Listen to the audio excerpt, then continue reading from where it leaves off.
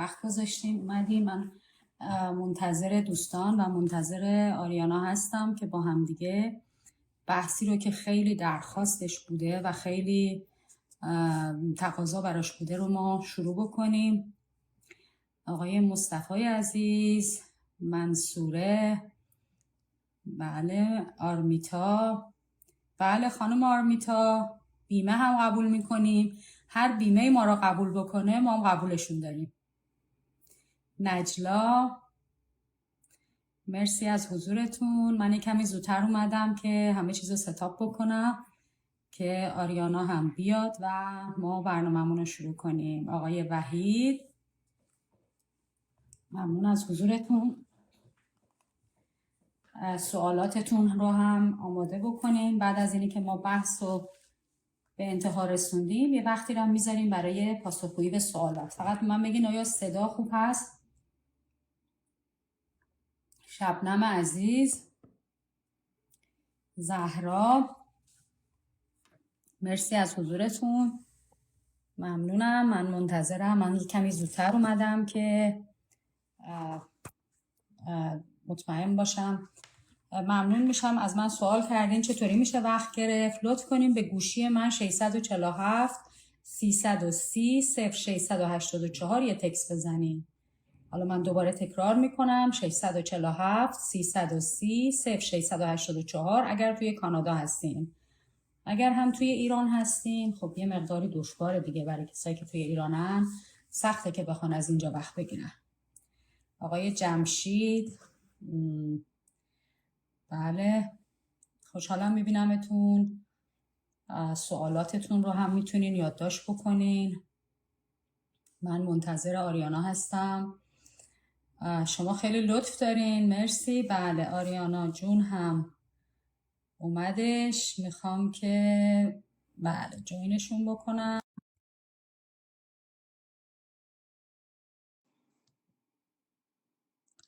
من ریکوست رو جواب دادم. شما دریافت کردی آریانا؟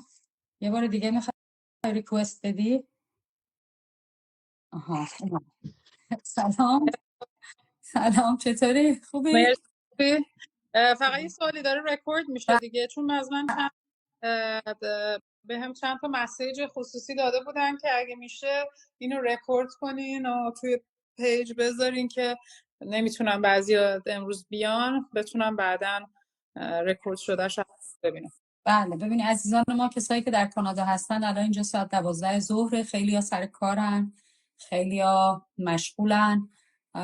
برای ایران الان ساعت 7:30 باید باشه. ما یه جوری برنامه‌ریزی کردیم که ایران به خصوص بتونن دسترسی داشته باشن.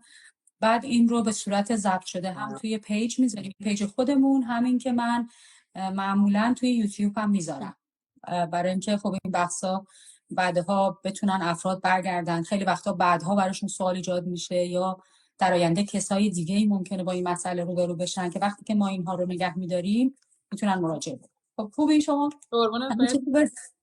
خواهش میکنم. مرسی. خب من با دوستان سلام علیک کردم. شما میخواین یه سلام علیک رو بگم؟ از دوستایی که وقتشون رو گذاشتن، حالا چه از ایران چه از کانادا، اگه سوالی داشتین چیزی داشتین، سلام نگار جون، اگه سوالی داشتین چیزی داشتین لطفاً همینجا سوالتون رو قسمت کامنت بذارین. وقت شد در انتها حتما سعی میکنیم سوالا رو ادرس کنیم. و اینکه این موضوع رو چند از پیشنهاد داده بودن که مطرحش کنیم و به نظر می اومد یه مسئله مشترکی بین خیلی از والدین بود. اگه موضوع دیگه هم داشتین حتما به من یا خانم دکتر پیغام بدین. ما سعی میکنیم ماهانه لایف هایی بذاریم که این مسائل رو بتونیم به صورت مشترک با هم در موردش صحبت کنیم. بله مرسی که اشاره کردید. حتما درخواستاتون رو، آهنگای درخواستیتون رو موضوعات درخواستی رو بذارید. ما با توجه به نیازها و دغدغه‌های شما برنامه میذاریم. همونطور که آریانا جون گفتن، چون ایشون با نوجوانان کار میکنن، گویا خانواده ها در این زمینه خیلی کانسرن دارن، دغدغه دارن. بله سلامات فشون، خوش اومد. خب شما شروع کنی یا من شروع کنم؟ بفهم. هرچی دوست داری. این گویایی میده. من فکر کنم اول خوبه که در مورد اصلا مفهوم بلوغ زودرس صحبت بکنیم و چه موقع اصلا میگیم بلوغ زودرسه. خب یه سری خیلی روی زمینه خیلی تحقیقات زیاد شده. الان چیزایی که منشن میکنم بیشتر بیستان ریسرچ هایی که انجام شده و همین الانم بگم این موضوع تحقیق روش انجام شده ولی هنوز خیلی جای تحقیق زیاد داره. الان بر تحقیقاتی که توی 100 سال اخیر روی قضیه بلوغ انجام شده، هر دهه 3 ماه بلوغ افتاده در واقع، یعنی جلو زودتر شده، زودتر دارم بلوغ رخ میده. یعنی مثلا من نوعی که مثلا بلوغم 15 20 25 سال پیش بوده or something، الان دخترم ممکنه 1-2 سال حتی از من بلوغش زودتر باشه، 1 سال از من بلوغش زودتر باشه. ولی باز اینجا من بگم من توی ایران بزرگ شدم، اوکی؟ دختر من الان داره توی کانادا بزرگ میشه. سو شرایطی که الان هست با شرایطی که من بودم خیلی متفاوته. اصلا من فکر میکنم حتی ایران هم الان متفاوت شده. آره. شما مثلا یه ربع قرن پیش رو در نظر بگیرید، ایران هم خیلی فرق کرده. یعنی آره. من به خاطر کانادا و آره تو اصلا خیلی چیز روی دایت، خیلی چیزای دیگه، حالا اینا رو ما با جزئیات بررسی میکنیم، ولی خیلی چیزها تغییر کرده که همین تغییرات انوایرمنتالی و در واقع اطراف میتونه این تاثیر بذاره روی بلوغ زودرس. خب اینو خواستم تعریفش رو بگیم. ببین بلوغ زودرس یعنی اینکه بچه‌ها زودتر از سنی که حالا اصولا میگن سن بلوغه، که اینجا اون چیزی که شناسایی شده برای دخترها زودتر از 8 سال و برای پسرها زودتر از 9 تا 10 سال هستش، علائم بلوغ جنسی از خودشون نشون بدن. یعنی نشون بدن که انگار اینها از لحاظ جنسی بالغ شدن. مثلا دختر خانم ها سینه هاشون بزرگ شده، پریود داشتن. اولین علامت برای دخترها همین برجستگی سینه است. یعنی نباید منتظر پریود شدن بشه. برجستگی سینه معمولا تو 6 سالگی 7 سالگی شما متوجه میشید که موهای پای بچه دختر یه ذره کلفتر شده، یا تو پسرها اینا در واقع میشه جز اولیناش. اینا اکتیویت میکنه اون بلوغ در واقع. یعنی شما اینا رو میبینی بعد آروم آروم ذهن بچه رو ببری به این سمت که داره یه تغییراتی توی بادیت رخ میده به سمت بلوغ، که در واقع مایندش یهو دچار شوک نشه تا پریود شد، یا برای پسرها یهو تغییرات در واقع حالت جنسیشون رو متوجه شدن. اینو باید مطرح بشه. درست. خب سوالی که اینجا هست اینه که خب اولا جالبه که من داشتم مطالعه میکردم تو 3 سالگی هم بلوغ دیده شده.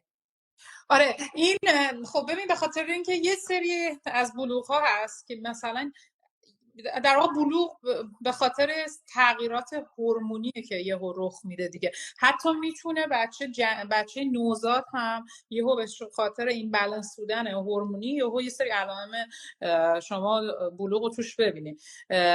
منتها این بلوغ در واقع این بلوغ باید به صورت مدیکیت با دارو و حالا سورس علتش چه، چون میتونه در واقع این باشه که اون قسمتی از مغز که مسئول در واقع هورمون هاست اونجا یه مشکل اومده، تومور میتونه باشه، یه سری مسائل خیلی سیریس میتونه باشه که اینو موجب شده. اون بلوغی که حالا ما امروز میخوام در موردش حرف بزنیم فوکسش رو این نوع بلوغ نیست. بلوغیه که در واقع بچه زودتر اون هورمون های مثلا استروژن یا تستوسترون دقیقاً. بله من اینو بعد جالب بود که نگاه کردم که بچه‌هایی که تو این سن علائم بلوغ از خودشون نشون میدن اینا در آینده اولا یه نکته خیلی جالب اینه که هر چقدر زودتر بلوغ شروع بشه از اون بعد مناپوز هم زودتر اتفاق میفته. یعنی مثل اینکه مثلا زندگی جنسی خانم اگر قرار 40 سال باشه، اگه 6 سالگی شروع بشه از اون بعد 46 سالگی تموم میشه.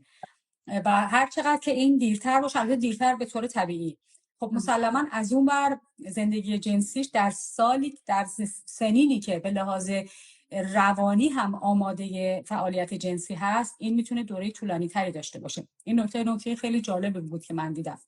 و بچه‌هایی که به صورت دراماتیک، یعنی مثلا 3 سالگی 4 سالگی یا یک چنین دوره‌های علائم بلوغ رو نشون میدن، اینها آمادگی بیماری‌ها و اختلالات خیلی شدید در بزرگسالی هستن، حتی سرطان یا بیماری‌های خیلی جدی. بنابراین زیر 8 سال یا زیر 6 سال اگر علائم دیده بشه میتونه بسیار خطرناک باشه و خانواده‌ها به نظر من نباید ساده از کنارش بگذرن. اگر علائمی رو دیدن حتما بایستی که با پدیاتریست یا متخصص اطفال تماس بگیریم.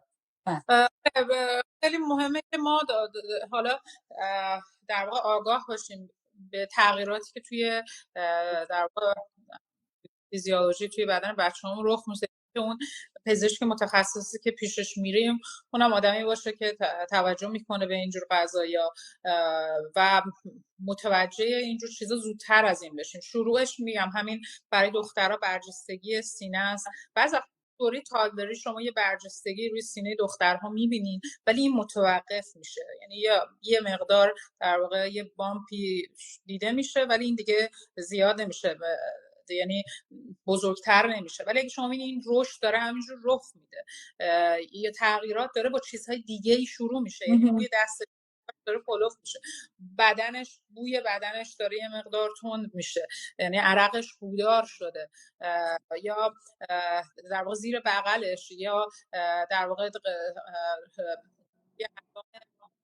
جنسی داره. صدات قطع و وصل میشه عزیزم، صدات قطع و وصل میشه. فکر کنم یکم وقتی میره عقب صدات قطع میشه. باید در واقع بهش آگاه باشین که اگه شما متوجه شدین و حالا دکتر متوجه نشد، خودتون زودتر با دکتر مطرح کنین و مراحلش اینه که در واقع دکتر اول میگه که برن یه آزمایش در واقع میگه ایج، سن مچ دست و استخوان مچ دست رو میگیرن که در واقع از این طریق تشخیص میدن که چقدر رشد استخوان‌هاش متناسب با سنش بوده. مرحله آزمایش خون و حالا توی دخترها ممکنه که در واقع بگن یه آزمایش‌های حاشیه دیگه‌ای هم کنارش انجام بدن که مشخص کنم اولتراساوند هم انجام میدن برای تختان‌ها، چون ممکنه که به دلیل پرکاری، به دلیل یه سری اختلالات هورمونی مشکل تختان باشه یا به دلیل تومور باشه. آره، وجود کیست میتونه توی در واقع رحم دخترها باشه و اینم اینجا منشن کنم، دخترها 10 برابر بیشتر از پسرها دچار بلوغ زودرس میشه، یعنی این بیشتر توی دخترها کامن هست تا توی پسرها. و حالا همینجا که گفتین یه نکته رو من یه جایی خوندم توی که از تحقیقات، به همون اندازه که بلوغ دخترها نسبتش نسبت به پسرها بیشتره، بلوغ زودرس پسرها خطرناک‌تره. یعنی اگر علائم بلوغ زودرس در پسرها دیدید باید بیشتر کانسرن باشین، یعنی بیشتر مواظب باشین، چون بیشتر خطرناکه برای سلامتی پسرها، به دلیل اینکه برای دخترها مثل اینکه نرمال تره که یک کمی زودتر، نه خیلی زودتر، ولی بلوغ زودرس در دخترها با مشکلات و بیماری‌های آینده کمتر ارتباط داره. دلایل در واقع دلایلی که محیطی، چون حالا در مورد پزشکی شد ما در جایگاهی نیستیم خیلی بخوایم در موردش صحبت کنیم.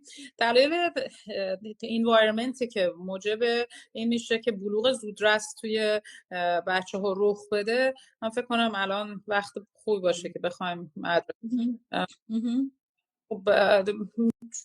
توی دلایلی که اومده، یک از اولین دلیلاش در واقع اضافه وزن بچه هاست، چون به خصوص توی مواردی که بچه چاقی بیش از اندازه دارن، اوبیسیتی دارن، این موجب میشه که اون همون فت توی سلول ها موجب میشه که اون هورمون هایی که مربوط به بلوغه اونها هم زودتر در واقع اکتیو بشن.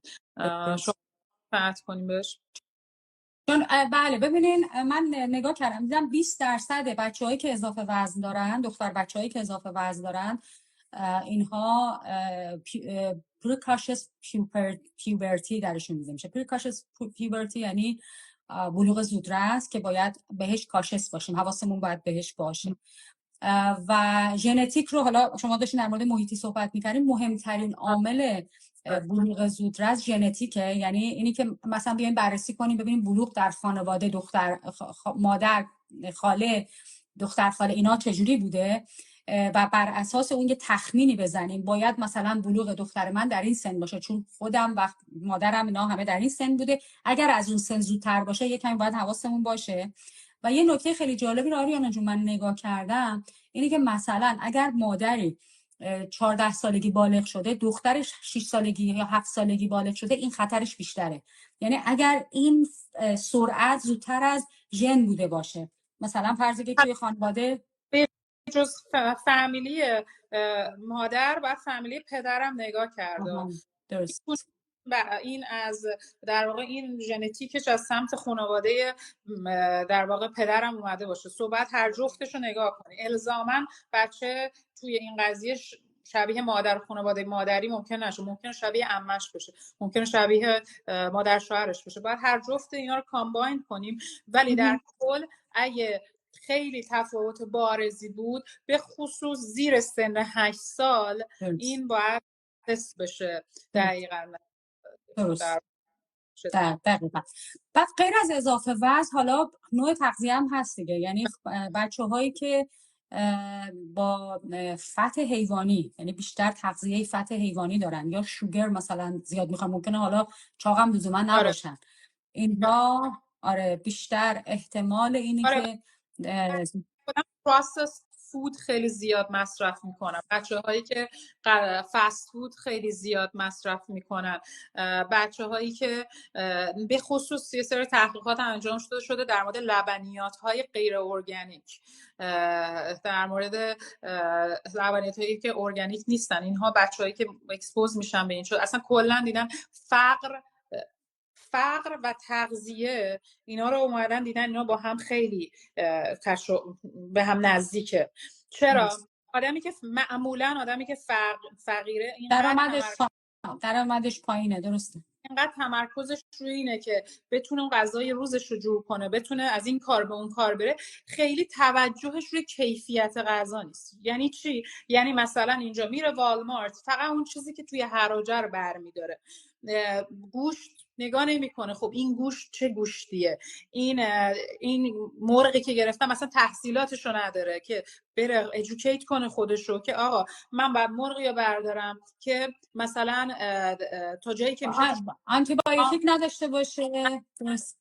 مثلا برای این دسته از میوه ها، برای مثلا تخم مرغ باید سعی کنم این چویس رو داشته باشم. نه، یا برای اسنک، برای مثلا اسنکی که برای بچهش میگیره، شیرین ترین و ناسالم ترین چیز فقط برمی‌داره، ارزون ترینو، بدون توجه به اینکه خب بچرخوندش بغلش.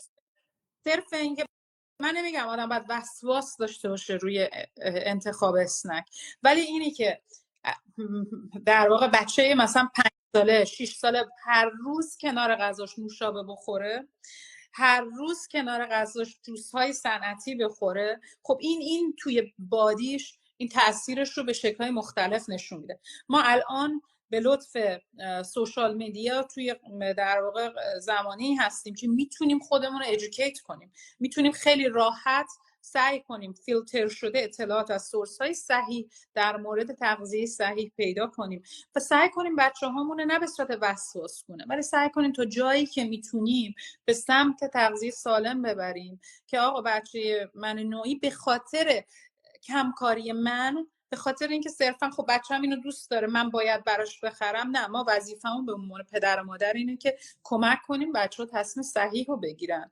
نه اینکه یه نکته‌ای رو بگم اینجا حالا گفتین، ببین وقتی که مکدونالد میاد هپی میل درست میکنه $5 خب و توش هم فلیورایی رو میزنه که بسیار برای بچه‌ها خوشمزه است و دوست دارن، برای پدر و مادرها سخته، هم ارزونه هم بچه‌ها دوست دارن و تبلیغاتی که میشه.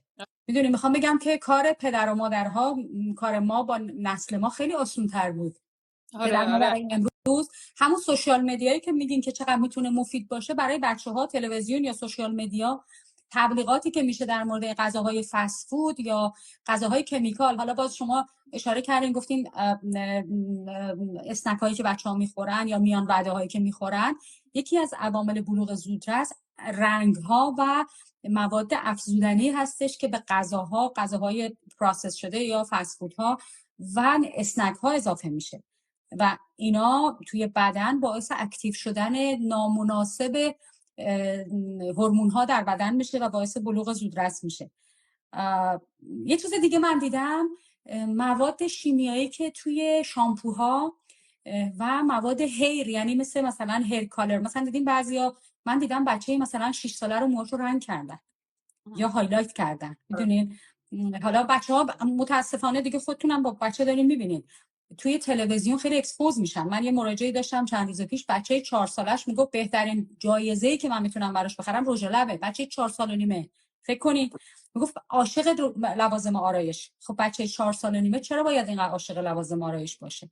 خب همین لوازم آرایش، رژی که برای بچه‌ها استفاده میشه یا موادی که برای رنگ مو یا آرایش استفاده میشه، برای بچه 5 ساله میتونه اینو من یه چیزی عرض کنم. خب درسته این سوشال میدیا تاثیر داره کلا. خب بچه‌ها اون کاری که مادر میکنن میبینن مادر جعبه لوازم آرایشش رو برمی‌داره میکنه، میخوان اونو در واقع کپی بکنن. ما چیکار میتونیم بکنیم برای اینکه اینجا بالانس داشته باشیم؟ ما باید آگاه باشیم آقا تو لوازم آرایش من سرب هست، توی لوازم آرایش من حالا به هر حال موادی هست که برای یه زن ادالت میتونه اوکی باشه، ولی برای یه بچه‌ای که هنوز خیلی در معرض خطر میتونه باشه این چویس سالمی نیست.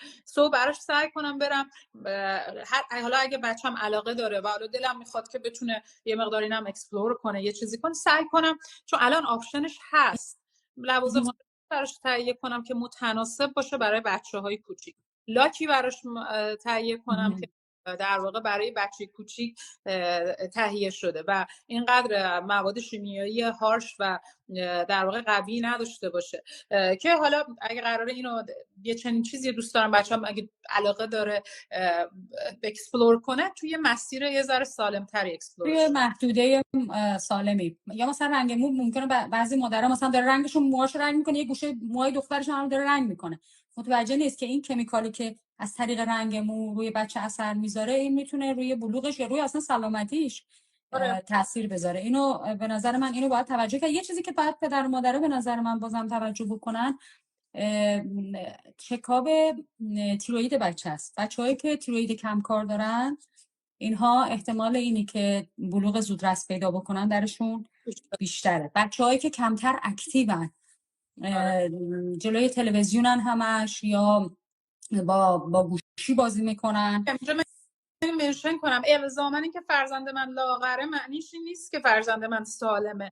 بچه من بیشتر تایمش رو جلوی تیوی میگذرونه، بیشتر تایمش رو داره غذای ناسالم میخوره، ولی خب لاغره، پس این براش رخ نمیده. این الزاماً این نیست چون ما نمیبینیم چی میگذره تو بدن بچه‌ها معنیش این نیست که از لحاظ چی بالانسه. میتونه یه بچه بادی بزرگتری داشته باشه ولی بچه سالمتری باشه، نوتریشنش سالمتر باشه، اکتیوتر هم باشه. پس خودمون رو سایز بادی بچه خودمون نکنیم، نگیم چون لاغره پس هیچ مشکلی پیش نمیاد. بنابراین فعالیت‌های هوازی، ورزش، تغذیه سالم، هوای سالم که الان متاسفانه تو ایران من احساس میکنم هیچ کدوم از اینا نیست، یعنی خیلی بچه‌ها در معرض خطرن.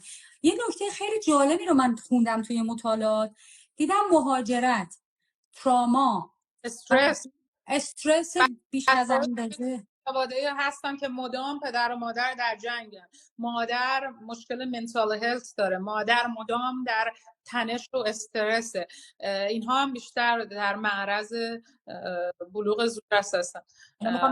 حالا اشاره کنم الان این شرایطی که توی ایران هست واقعا این عوارضش نسل به نسل منتقل میشه و الان بچه‌ها این شرایط جنگی و اضطراب جنگ، حالا ممکنه هیچ وقت هم اتفاق نیفته ولی فکرش هم میتونه بسیار اضطراب آور باشه و میتونه حتی بلوغ بچه‌ها رو تحت تاثیر قرار بده. آره با قضیه توی حالا شرایط توی ایران اینه که فقط مثلا یه بار نیست، همین جوری به صورت مداوم این ترس، این فیر توی خانواده هست و بعد مدام داره بچه هم فید میکنه از این ترس، از این نگرانی.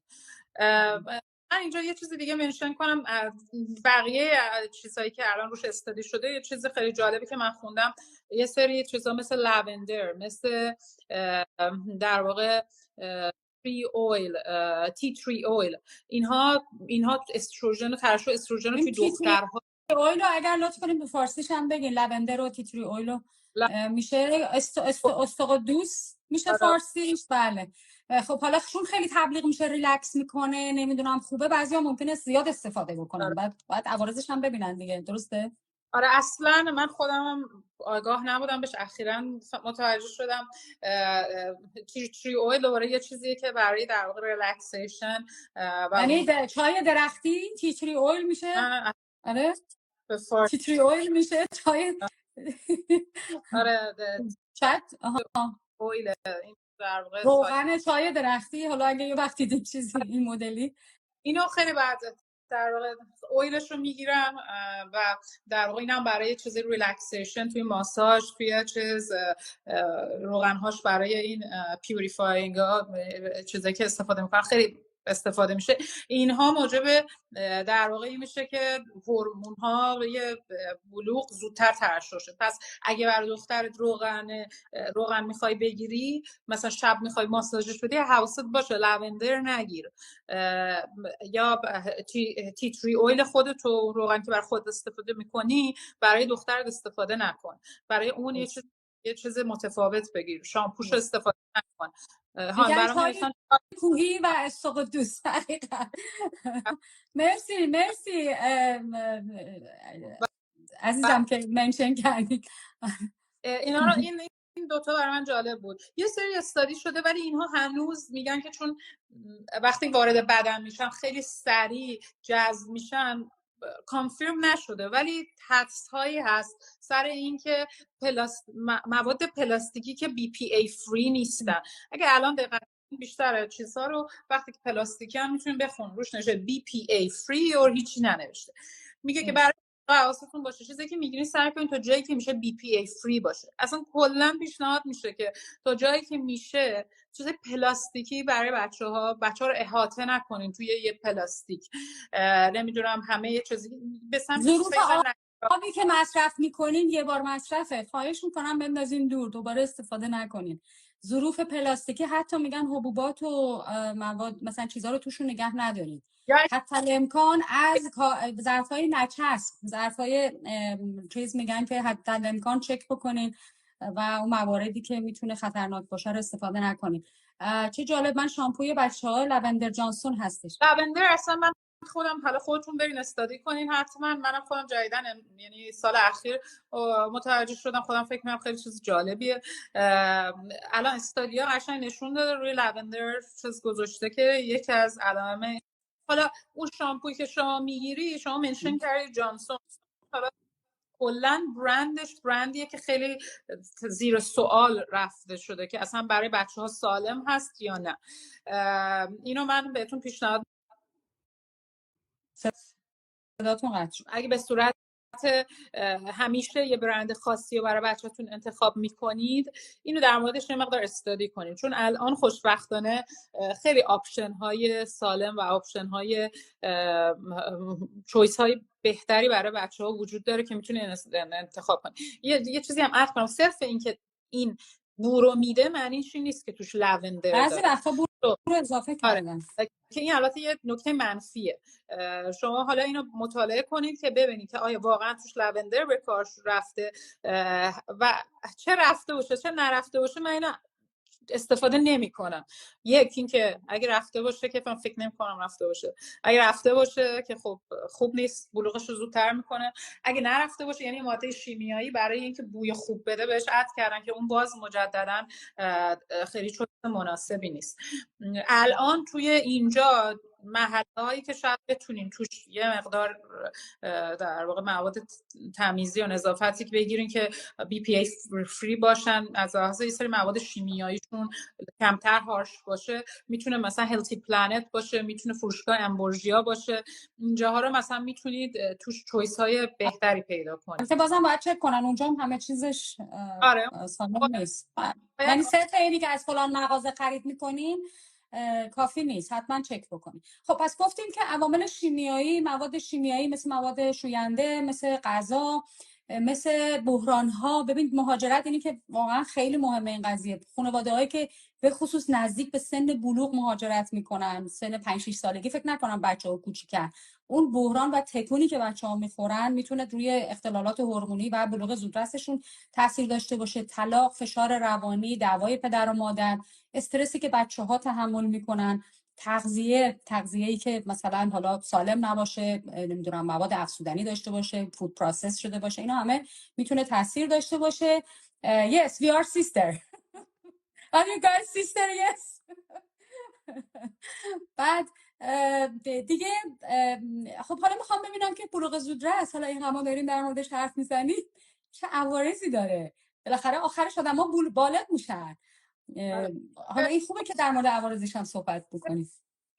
ببین یه سری چیزها در مورد عوارضش هست، ولی در واقع عوارض فیزیولوژیش که اون، ولی در کل میگن لانگ ترم خیلی در واقع تحقیق اونجوری نشون نداده که آرزه خیلی مهمی روی بچه بذاره. خب یعنی سن پایین مثلا مثل 4 5 سالگی نباشه. آره مثلا دیگه 7 8 سالگی آره. باشه. ولی یه سری استادیای محدود شده که امکان این که بچه دختر سرطان سینه داشته باشه دیدن توی یه سری استادیا نشون داده بچه‌ای که زودتر دچار بلوغ شدن در واقع در آینده آره این براش بیشتر پیش اومده. همین که سن منوپاز یه ذره عقب‌تر میفته، جلوتر میفته و اینکه در واقع یه سری استادیا شده قد کوتاهی قد رو من دیدم خیلی اشاره شده بود. اینم از اوناست که روش یه سری تحقیقات شده ولی اونقدر روش تحقیقات عمیق انجام نشده. لایکلیهود این که این بچه‌ها در واقع شورت کوتاه‌تر باشن بیشتره، منتها این باز 100% نیست. ولی چی 100%؟ آسیب در واقع روحی و روانیش، این یعنی در واقع فشارهای روحی و روانی که به بچه‌ها میاد، درسته؟ دیگه یه چیزیه که کاملا در واقع اثبات شده و وجود داره. چرا بچه دچار آسیب روانی میشه اگه دچار بلوغ زودرس بشه؟ ببینین بچه‌ای که تو سن فرض بگیرین 7 سالگی، 6 سالگی، حتی 8 سالگی بالغ میشه، دوره تقریبا میشه گفت 6 سالگی تا 12 13 سالگی از نظر روانشناسی تحلیلی دوره کمونه. دوره کمون یعنی دوره خاموشیه. دوره‌ای که بچه‌ها خاموشن به لحاظ سکشوال، به لحاظ به خصوص سکشوال، و این دوره باید کاگنیشنشون رشد بکنه به لحاظ آموزشی، ادویکیشن. یعنی مثل اینکه مغزشون فریه، باید انرژیشون صرف مسائل آموزشی و رشد جنبه‌های مختلف شخصیتشون بشه. حالا شما بیاین تصور کنید بچه از لحاظ کاگنیتیو، از لحاظ شخصیتی، به لحاظ مهارت‌های گوشی میاد شارژش تموم شه. شما فکر کنید که از لحاظ کاگنیتیو، به لحاظ شناختی، به لحاظ اجتماعی، به لحاظ عاطفی بچه به اون رشد لازم نرسیده باشه، ولی از لحاظ جنسی این مثل یه آدم بالغ شده باشه. خب این یه بار خیلی سنگینیه، مثل کسی که میتونه 20 کیلو بارو بلند کنه یهو بیان 70 کیلو بار بزنن رو دوشش. این فشار خیلی زیادی از لحاظ اجتماعی و از لحاظ روانی به بچه وارد میکنه. این بچه‌ها تحقیقات نشون داده که اضطراب و استرس خیلی بالایی دارن. بیشتر از بچه‌های دیگه بولی میشن تو مدرسه. بولی یعنی مورد آزار و اذیت قرار میگیرن، چون اینکه مثلا بچه‌های دیگه وقتی میرن اینا شدن مثلا مثل یه خانم بزرگ، بقیه همه کوچیک‌ترن. حتی من یه چیزی رو نگاه می‌کردم، یه کلیپی رو نگاه می‌کردم که توی مدرسه همش من میگفتن تو رفوزه شدی، حالا تو ایران بوده، تو حتما رفوزه شدی، تو دروغ میگی.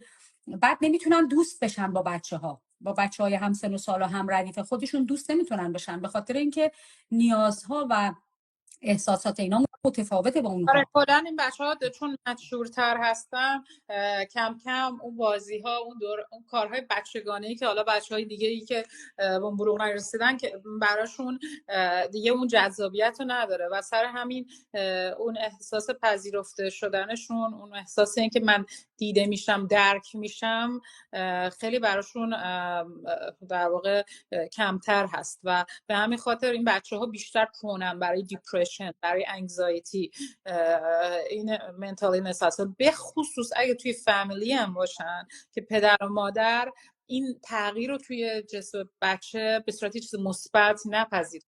بچه مدام مادر پوینت اوت میکنه که ببین سینه ها چقدر بزرگ شد، نگاه کن اتیتودش چجوری شده، ببین چقدر داد میکنه، ببین صدایش دورگه شده و یه جوری یه سورس تحقیر توی خونه هم هست. محیط ساپورتیو نیست یا جامعه حتی ساپورتیو نیست، خاله عمه شده بچه موضوع جمع برای همه و همین موجب میشه که بچه خیلی بیشتر آسیب ببینه. اون یه تغییر فیزیولوژی که خود بچه در واقع درخواستش نکرده براش رخ میده، اون تحقیری که توسط خانواده میشه میتونه اینا آسیب دائم روی روح و روان بچه بذاره و همینجور که شما منشن کردین توی مدرسه خیلی اوقات پذیرای این تغییرات نیستن، به خصوص اگه بچه شما دختر باشه خیلی امکانه این که توسط دخترهای دیگه توسط پسرها مسخره بشه، روش دارن، این چیزا خیلی زیاد هست و بچه اینجوری میتونه آسیب ببینه. حالا شما به نظرتون پدر و مادر چطوری میتونن بچه‌ها رو تو این شرایط ساپورت کنن؟ ببینید یه نکته دیگه دارم باز من اینجا اضافه بکنم به این چیزایی که شما گفتین. بچه‌ها که دختر بچه‌هایی که زودتر بالغ میشن بیشتر در معرض سوء استفاده قرار میگیرن. بله از لحاظ سکشوال ابیوز چه توی خانواده چه بیرون بیشتر مورد سوء استفاده قرار میگیرن. من یه مطالعه رو میخوندم که یه خانمی در مورد سکس ابیوز توی بچهای سیاه‌پوست صحبت میکرد، گفت چون بچهای سیاه‌پوست باسنشون کلا سیاه‌پوستا به لحاظ ژنتیک باسنشون یه کمی برجسته تره و اینها حتی از سن 3-4 سالگی دستمالی میشن، مورد آزار قرار میگیرن، مسخره میشن، توسط بقیه توی خیابون مثلا به اونها تعرض میشه و یا خودشون وقتی که تمایل از خودشون نشون میدن، خب به هر حال بالغ شده به لحاظ جنسی، چون به لحاظ عاطفی اجتماعی و شناختی بالغ نشدن ممکنه وارد رابطه هایی بشن که بهشون آسیب برسونه. یعنی میدونین چی داستان اینه که مثلا یه آدم 25 ساله یه بچه‌ای مثلا 8 ساله 9 ساله رو میبینه، فکر میکنه مثلا این 16 سالشه، شروع میکنه باهاش رابطه برقرار کردن. و حالا من کنم توی بلوغ زودرس که از رشد زیاد کرده، یه قسمتش هنوز نکرده. خب یعنی در واقع قسمت پریفرونتال کورتکس مغز که مسئول تحلیل کردن، مسئول تفکر، در واقع وظیفش اینه که آنالیز کنه شرایط و به صورت منطقی تصمیم بگیره، هنوز توی این بچه‌ها به اون رشدی نرسیده، ولی بادیش از لحاظ فیزیولوژیش، از لحاظ جنسیش، هورمون‌هاش جلوتر ترشح شد. خب این دوتا با هم توی یه پیج نبودن. بچه ممکنه ریسک هایی تیک کنه، ممکنه یه چیزایی رو انجام بده که از لحاظ فکر میکنه مثلا بازیه، فکر میکنه یه گیمه و در واقع درک صحیحی نداره و اگه توی خونه‌ای باشه که با رابطه سالمی با پدر و مادر نداشته، رابطه با اعتمادی به مادر یا به پدر نداشته باشه که بیاد در مورد مشکلاتش حرف بزنه، خیلی این بچه میتونه در معرض آسیب باشه. یعنی میتونه یه کسی، حتی میتونه یه فرد آشنایی باشه، از در عشق، از در محبت بهش خودشو نزدیک کنه و اینو مدام ابیوزش کنه و بچه فکر کنه که this is part of a game، ما داریم من بازی میکنیم و درک نداشته باشه از اینکه من دارم ابیوز میشم، از اینکه من دارم استفاده میشم و اینکه رابطه‌ش هم جوری نباشه که بره حالا به مادرش یا به پدرش بگه که حفظش بکنم. درست. یه مورد دیگه که ما فکر میکنم فراموش کردیم بگیم، اکسپوز شدن یا در معرض مسائل جنسی زودتر از موعد قرار گرفتنه، مثل با فیلم های پورن یا گفتگوهای جنسی یا حالا یه چیزایی که متناسب سن بچه نیست. من باز نگاه کردم تحقیقات نشون میده حداقل 14% توی پسران من دیدم تحقیق شده، رو دخترها رو هنوز پیدا نکردم ولی میدونم که خیلی بیشتر از اینه در دخترها. نشون داده که در معرض این مسائل قرار گرفتن تحقیقات نشون داده بیش از 14% حتی باعث پریکاشس پیوبرتی یا بلوغ زودرس در بچه‌ها شده. این هم یه نکته‌ایه که چه پدر و مادرها چه بقیه باید حواسشون باشه. هم انجام شده بود که اگه که البته این تحقیق روی موش‌ها انجام داده بودن ولی خب چیزش دادن روی انسان هم همینطور که اکسپوز شدن بیش از 6 ساعت در روز به در واقع اون چی میگن به اسکرین، اون بلو لایتی که از اسکرین میاد موجب شده که توی موش‌ها نشون داده که دچار بلوغ زودرس. یعنی حتی اگر که موضوع محتواش پر نباشه خود اسکرین هم به قول شما میتونه اکسپوژر بیش از اندازه به اسکرین و این حتی میتونه برای یعنی توی دوره کووید که همه چی رفته بود روی اسکرین یا حتی الان که خیلی در واقع استفاده از اسکرین زیاده برای خیلی چیزها، این تحقیقات نشون میده که اگه هیچ مدیریتی روی اسکرین تایم نباشه میتونه این هم یکی از عوامل باشه. ولی این آزمایش فقط روی موشا انجام شده. حالا ببینید یه نکته که باز میخوام اینجا اشاره بکنم اینه که خانواده ها پدر و مادرها حتما سوپروایز بکنن اسکرین بچه‌ها. خیلی از وقتا بچه‌ها حتی گوشیشون رو میبرن توی اتاق خوابشون با گوشی میخوابن، تو اتاق خوابشون تیوی دارن، تیوی که به اینترنت وصله و هیچ پراکسی روش نداره و با خیال راحت پدر مادر میخوابن، بچه‌ها تا صبح ممکنه بیدار باشن، نصف شب بیدار باشن، فیلمی که خب اینجام که میدونیم به اون شکل فیلتری نیست نگاه بکنن. اینه که حواستون باشه اینا میتونه جزء عوامل زمینه ساز باشه، میتونه تحریک کننده هورمون‌های جنسی باشه و بچه‌ها رو با دردسری رو به رو بکنه. یه چیزی عرض کنم اینجا، ما خیلی از ماها توی فرهنگی بزرگ شدیم که به خصوص حالا چندین سال گذشته خیلی محدودیت زیاد بوده، خیلی کنترل زیاد بوده و الان یه ترندی که خیلی از والدین دارن آزادی بیش از اندازه است. یعنی در پاسخ به اون پرنتینگ گذشته حالا شده اپوزیتش، این که بچه مدیریتی نباشه، هیچ گایدنسی نباشه، بچه باید اگه نیازشو داره در این زمینه خودش باید یاد بگیره مدیریت کنه، خودش باید یاد بگیره اندازهشو. نمیخوام بچم عقده‌ای بشه. در واقع اینو من خیلی میشنوم الان از والدین که این متاسفانه داره به جای اینکه فرزند پروری با عشق و منطق با فرزند عشق و دیسیپلین هر دو با همه دیگه، عشق و باوندری و کنترل، یعنی این تو باشه در پاسخ به فرزند پروری نسل گذشته شده.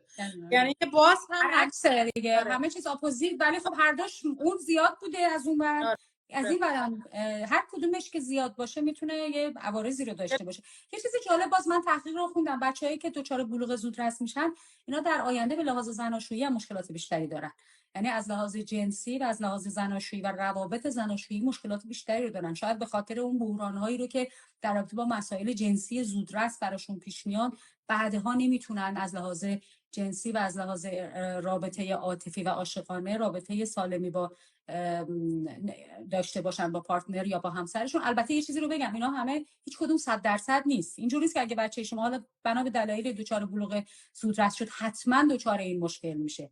این اطلاع رسانی هم به این خاطره، به خاطر اینه که ما هر چه زودتر در جریان قرار بگیریم، زودتر تشخیص بدیم و مهمترین کاری که پدر و مادر میتونن بکنن اینه که بچه‌ها رو با یک تراپیست قابل اعتمادی که اولا educated، لایسنس داره، نه هر کسی که ادعا میکنه لایسنس داره، تایید شده است، حتما از سن پایین در ارتباط قرار بدن که این بچه‌ها به یه نفری که اعتماد دارن، به خصوص اگه جوونم باشه خب راحت‌تر بچه‌ها ارتباط برقرار میکنن، تحت نظر یک تراپیست قرار بدن که این مرحله سخت رو که من میتونم بگم به طور طبیعی حتی اگر یک کسی طبیعی مرحله بلوغ رو بخواد طی کنه بسیار سخت مرحله بلوغ، هم برای خانواده هم برای بچه‌ها. حالا اگر این جلو بیفته بحران و فشار هم روی خانواده هم روی بچه‌ها خیلی بیشتر خواهد بود. بنابراین اینو آوتسورس بکنن، به قول معروف، نخوان همه چیز خودشون حل بکنن. شما اگه پدر مادر خوبی هستین خیلی خوب، عالی، ولی لزوما تراپیست خوبی ممکنه نباشین. حتما کمک بگیرین، یه تراپیست از بچه‌تون در ارتباط باشه. اگر بودجهشو ندارین، اولا الان که میدونین بیمه‌ها خوشبختانه خیلی کاور میکنن، باز اگر بودجهشو ندارین میتونین ماهی یک بار پیش تراپیست ببرین. بچه شما باید یه نفر غیر از شما قابل اعتماد داشته باشه که بتونه باهاش ارتباط برقرار کنه، حرف دلشو بزنه. اگر مورد سوء استفاده قرار گرفت اون رو با یه کسی مطرح کنه، چون ممکنه که با شما نتونه مطرح بکنه.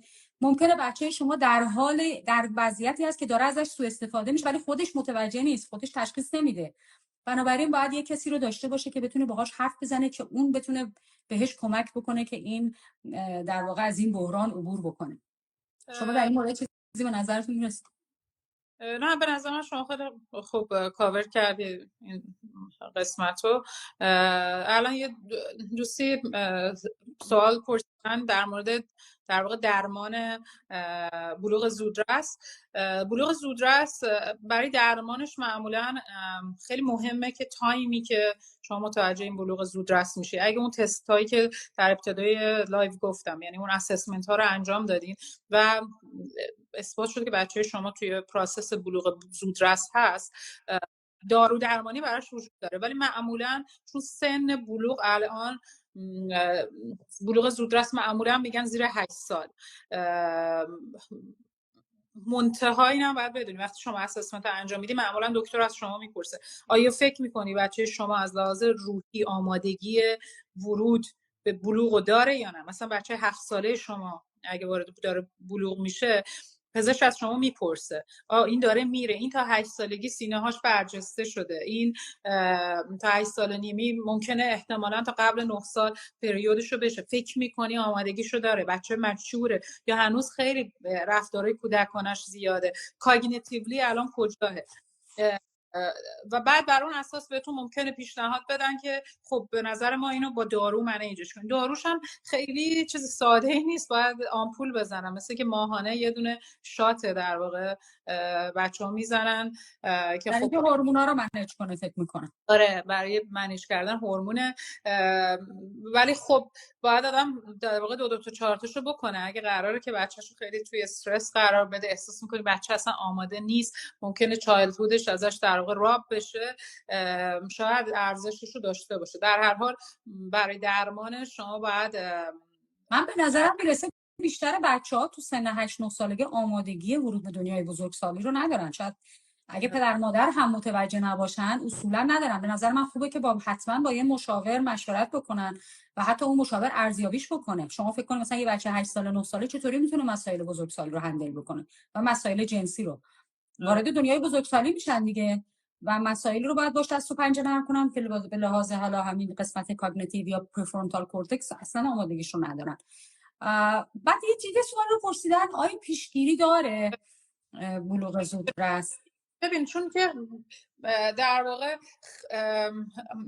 تحقیقاتی که انجام شده اونجوری نبوده که یه چیز 100% بگه آقا علتش X، علتش Y. یه سری فاکتورها هست که گفتن احتمال اینکه اینها موجب بلوغ زودرس میشن بیشتره.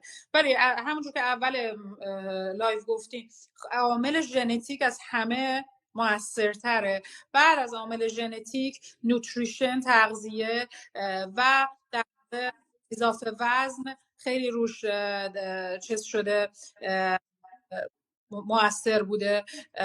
و بعد از اون همون قضیه مثلا اینکه خیلی پلاستیک استفاده کنن، لبنیات ارگانیک مصرف نکنن، یه چیزهایی. ببینید از بچگی باید شروع کردیه. ببینید عادت‌های سالم رو از همون بچگی بچه‌ها غذای سالم بخورن، اکتیو باشن، فعال باشن.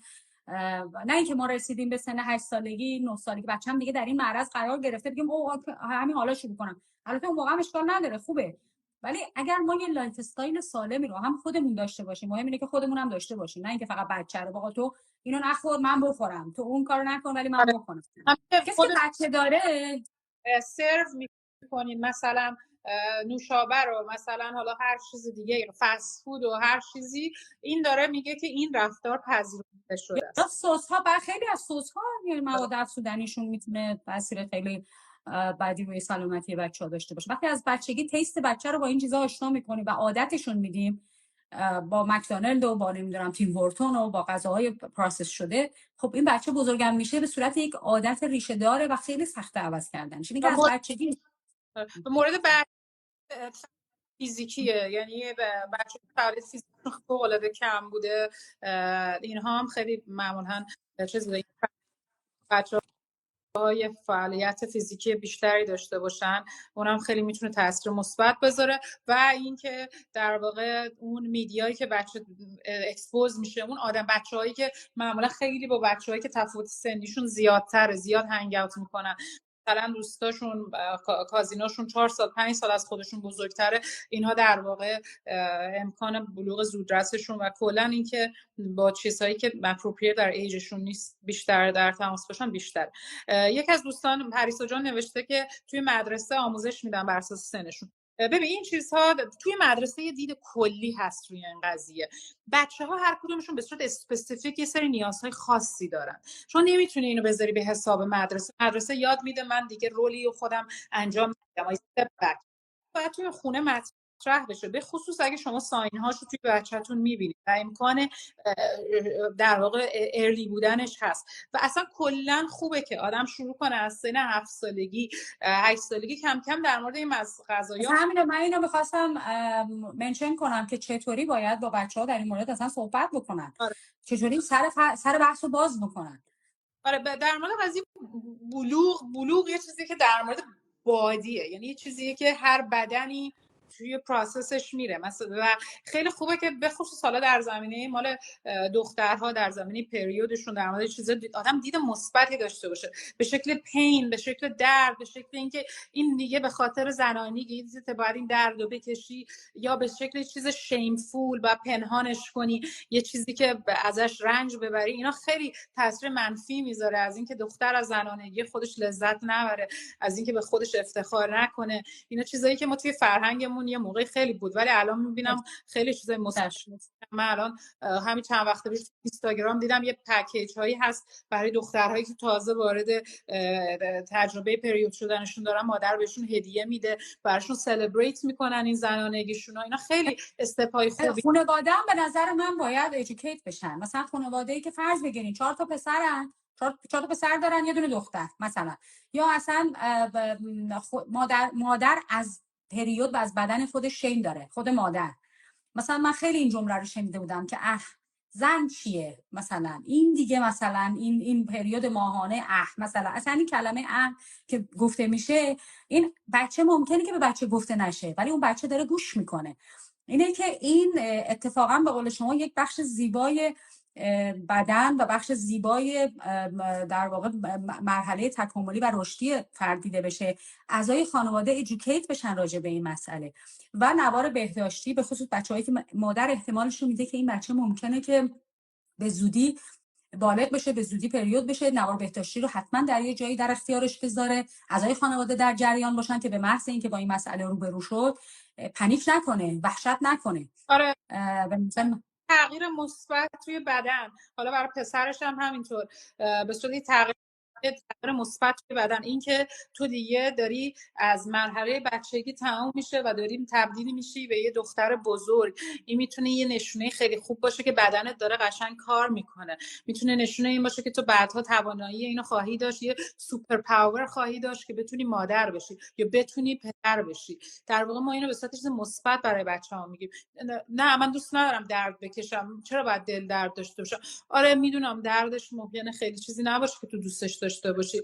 برای اونش هم مثلا برای پد آب گرم هست، برای چیزایی هست که من خودم همیشه اکسپریانسش میکنم، 1-2 روزش، ولی قابل منیجه. ولی اون گیفتی که به تو میده، اون زنانگی که به تو میده، اون خیلی گیفتش بزرگتر و خیلی ریوارد بیشتره و بعد این یه چیزی باشه که سلبریت بشه توی خونه. الان خیلی ویدیوهای قشنگی هست توی یوتیوب برای اینکه به صورت ساده اگه میخوایم برای دخترمون یا پسرمون تغییرات بلوغ رو توضیح بدیم، میتونید اونها رو قبلش خودتون تماشا کنید و بعد با بچه با هم تماشا کنید که اگه بچه سوالی داره یا احساس میکنید الان در واقع چیزی هست باهاش بتونید. این مسئله باید توی خونه مطرح بشه.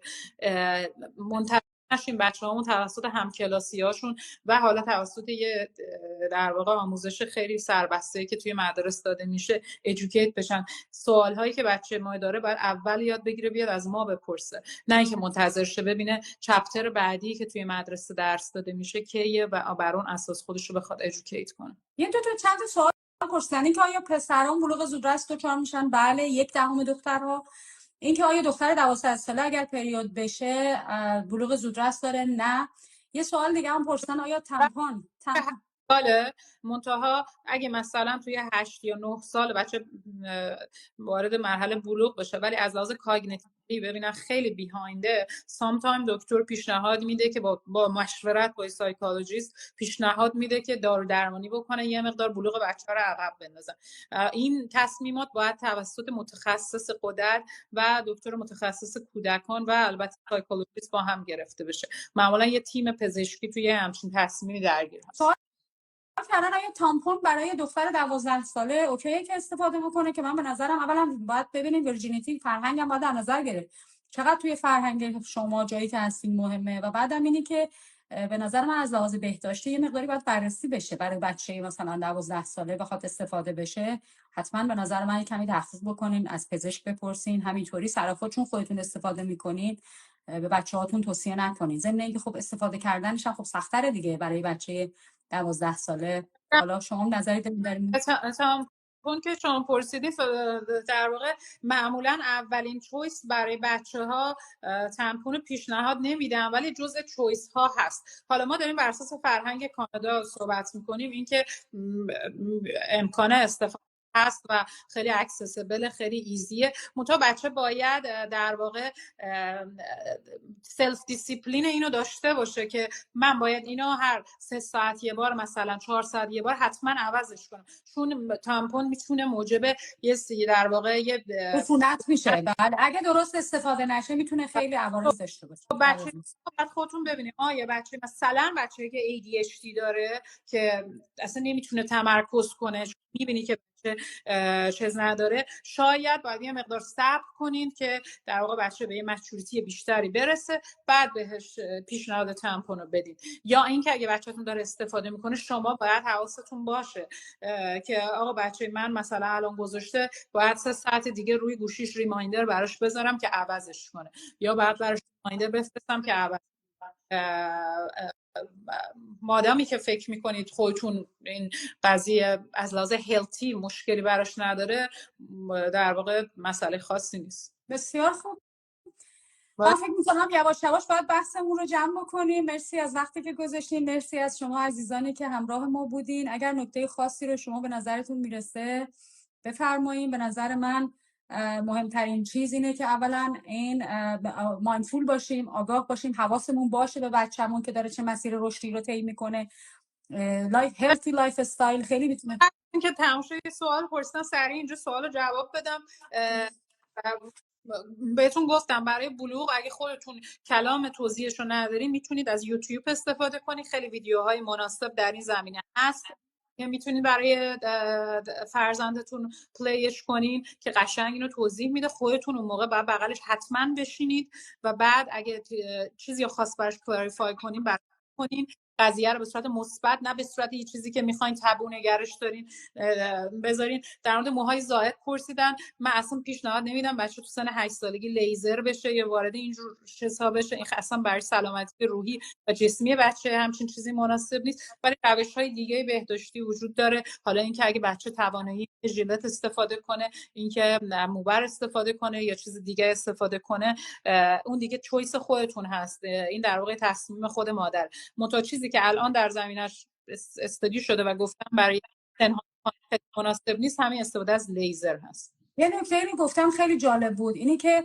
پدر و مادر چطوری هماهنگ باشن در رابطه با این مسئله وقتی روبرو میشن. عزیزم اگر خودتون نمیتونین با هم بشینین صحبت بکنین، بله بسیار حمایت پدر مهمه. یعنی اگه پدر و مادر با هم هماهنگ نباشن، من یه مقاله اتفاقا دارم تو این زمینه که خونه میدان جنگ میشه و بچه‌ها شخصیتشون فال اپارت میشه و احتمال اختلال شخصیت تو بچه‌ها خیلی زیاد میشه. در مورد مسائل بلوغ هم اگر پدر با شما هماهنگ نیست، به نظر من هر دو باید بریم پیش مشاور تا اون مشاور بتونه پدر رو متقاعد بکنه که روش صحیح حالا مدیریت مدیا یا روبرو شدن با بلوغ رو چجوری با هم جلو ببرن. و یه شخص ثالث، یه شخص متخصص لایسنس دار و معتبر حتما این رو داشته باشین تو زندگیتون که در یه چنین مواردی بتونه به کمکتون بیاد. وای نسین تا بحران رخ بده. قبل از بروز بحران شما منابع و ریسورسایی رو برای خودتون داشته باشین که بتونین به موقع مراجعه بکنین. به هر حال از حضورتون بسیار ممنونم. مرسی که حوصله کردین، گوش دادین. من سیو میکنم این برنامه رو و شما میتونین هم خودتون نگاه کنین، هم اگر همسرتون نبودن تو این جلسه یا عزیزانتون براشون بذارین تا گوش بدن. همتون رو به خدا میسپارم. مواظب خودتون باشین. بله. بای.